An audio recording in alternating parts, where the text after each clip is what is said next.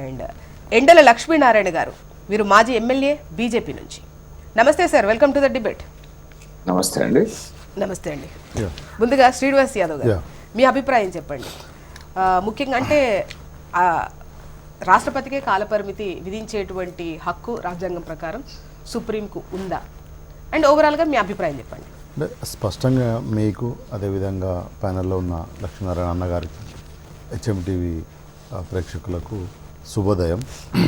ముందుగా ఏంటంటే మనం అందరం కూడా అంటే ఈరోజు ఏం మాట్లాడుకున్నా, ఏమో చర్చించుకున్నా, ఎవరి హక్కుల కోసం మాట్లాడుకున్నా, ఏ విధానాల కోసం చర్చించుకున్నా కూడా మనం అల్టిమేట్గా కాన్స్టిట్యూషన్ నుంచే పోతాం. మనం కాన్స్టిట్యూషన్ నుంచి పోయి బయటికి మాట్లాడలేము. ఎందుకంటే మనకు రాజ్యాంగం అనేది అన్ని విధానాలు, అన్ని మొత్తం ఒక మనిషికి కావాల్సినది, ఒక సంఘానికి కావాల్సినవి, ఒక వ్యవస్థకు కావాల్సినవి మొత్తం కూడా అందులో పొందుపరుచుకున్నాం. సో దాంట్లో భాగంగానే ఈరోజు సుప్రీంకోర్టు, దాంట్లో భాగంగానే రాష్ట్రపతి, దాంట్లో భాగంగానే ప్రధానమంత్రి, దాంట్లో భాగంగానే మన ఓటు, దాంట్లో భాగంగానే మన హక్కులు అన్నీ కూడా. సో ఈరోజు సుప్రీంకోర్టు ఎప్పుడు కూడా ఈ దేశంలో కానీ, కోర్టు ఈ దేశంలో కానీ ద మెజిస్ట్రేట్ అంటే ఒక జడ్జి ఏ పాత్ర పోషిస్తాడంటే తల్లి పాత్ర పోషిస్తుంటాడు. అంటే ప్రభుత్వం నుంచి ఏదైతే శాసనాల ద్వారా చేసినవి అమలు కానప్పుడు, లేదా రాష్ట్రపతి కావచ్చు, ప్రధానమంత్రి కావచ్చు, ఇంకా XYZ ఎవరైనా కూడా కాన్స్టిట్యూషన్ నుంచి మిగతా సంబంధించిన పాలసీలు లేదా విధి విధానాలు నిర్ణయించినప్పుడు అవి అమలు కానప్పుడు, అవి అన్యాయం జరుగుతున్నప్పుడు ఒక సిటిజన్గా, ఒక పౌరుడిగా, ఈ దేశ పౌరుడిగా కోర్టు దగ్గరికి పోయే ప్రతి ఒక్కరికి అవకాశం ఉంటుంది. అది మన హక్కు. అంటే నాకు లక్ష్మీనారాయణ అన్యాయం చేస్తుండే మా అన్న అంటే నేను కోర్టుకు పోయి విన్నవించుకోవచ్చు. మా అన్న, మేమిద్దరు అన్నదమ్ములము, నాకు అన్యాయం చేస్తుందని చెప్పవచ్చు. అదేవిధంగా ప్రభుత్వం కూడా, నేను ఓటు వేసి గెలిపించిన ప్రభుత్వము, నేను ఓటు వేసినా నేను సిటిజన్గా నాకు రైట్స్ ఇవ్వాలి అనే దాని మీద కూడా కోర్టును అడగవచ్చు. ఈరోజు సుప్రీంకోర్టు ఏం చెప్పింది? రాష్ట్రపతినేమో రద్దు చేయమని లేదు, లేదా భూమిని పంచమని చెప్పలేదు. ఏదైతే మీ దగ్గరికి వస్తున్నాయో బిల్లులు, అవి పరిశీలించి అవి అవసరమా, మీ అవసరం లేదా అనేది చర్చించి ఏదైనా ఒక డిసిజన్ను 3 monthsలో చేయండి. ఎందుకు అంటున్నంటే చాలా బిల్స్ తమిళనాడు కావచ్చు, గతంలో మా బీఆర్ఎస్ ప్రభుత్వం ఉన్నప్పుడు అది ఆర్టీ సంబంధించింది కావచ్చు, చాలా బిల్స్ చాలా ఉంటున్నాయి. సరే, ప్రభుత్వం ఎవరిది ఉందనేది ఇక్కడ చర్చ కాదు.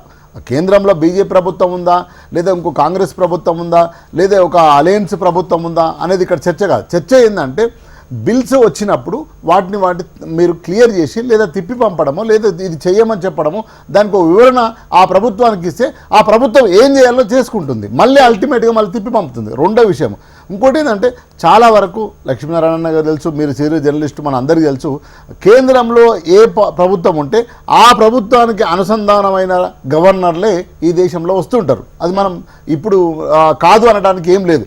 మొత్తం ఏ గవర్నర్ చూసినా కేంద్రంలో ఏ ప్రభుత్వం ఉంటే ఆ ప్రభుత్వానికి సంబంధించిన గవర్నర్లే అన్ని రాష్ట్రాల్లో ఉంటారు. అప్పుడు ఏమవుతుంది?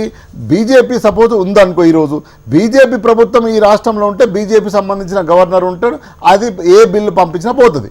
ఒకవేళ బీజేపీ ప్రభుత్వం లేదు, బీజేపీ గవర్నర్ కేంద్ర ప్రభుత్వం పంపిన గవర్నర్ ఉంటే మాత్రం అక్కడ ఒక వైరుధ్యం ఏర్పడుతుంది. ఆ వైరుధ్యం నుంచే ఇవన్నీ వచ్చినాయి. ఎందుకంటే గతంలో మనము తమిళ సైన్ చూసినాం, మేడము ఒక ఆర్టీసీ బిల్లు పంపినాము, ఆమె తిప్పి పంపింది, మళ్ళీ పంపినాము, ఆయన పంపలేదు. నేనేమంటున్నా, అదేవిధంగా ఎమ్మెల్సీ సంబంధించింది, మా దాసోత్సవం కాదు, ఎమ్మెల్సీ సంబంధించింది పంపలేదు. కానీ ఒక్క నిమిషం మేడం, తర్వాత ఒక పార్టీ పెట్టి పార్టీ విలీనం చేసిన, కాంట్రోల్ చేసుకున్న మన కోదండ రామరెడ్డి సార్ను ఆయన ఎమ్మెల్సీగా యాక్సెప్ట్ చేసింది. నేను ఎందుకంటున్నానంటే ఇవన్నీ ఉన్నాయి కాబట్టి సుప్రీంకోర్టు ఏమన్నదంటే ఒక తల్లి పాత్రగా మీకు చేయాలనుకుంటే చేయండి, చేయలేని పక్షంలో ఉంటే ఎందుకు చేస్తలేమో కూడా వివరణ ఇచ్చి పంపించండి. కానీ మీ దగ్గరనే రోజులు దగ్గర పెట్టుకోవడం వల్ల ఇటు ప్రభుత్వాలకు, ఇటు ప్రజలకు నష్టం జరుగుతుంది అల్టిమేట్గా. ఇక్కడ పాలిటిక్స్ ఏం లేవు.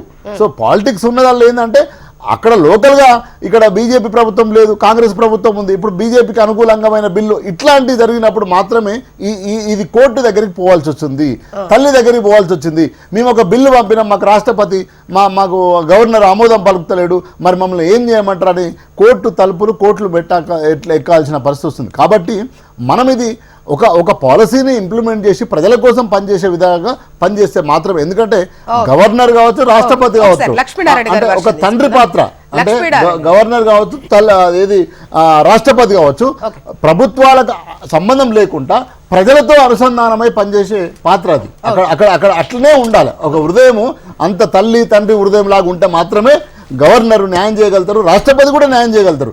అది ఎవరితో వచ్చిందనేది చర్చ కాదు. కాబట్టి అటువైపుగా పోవాలని ఓ సుప్రీంకోర్టు ఆ సూచన చేయడం జరిగింది.